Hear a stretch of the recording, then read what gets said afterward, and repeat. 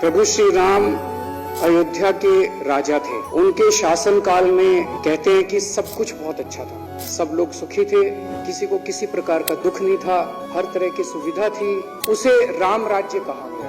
रामचंद्र जी भगवान थे, हम उनके सामने एक तुच्छ प्राणी हैं, हम इंसान हैं, लेकिन उनसे प्रेरणा लेके हम अगर उनके राम राज्य की अवधारणा के रास्ते पे चल के सार्थक कोशिश भी कर सके तो मैं समझता हूँ हमारा जीवन धन्य हो जाएगा।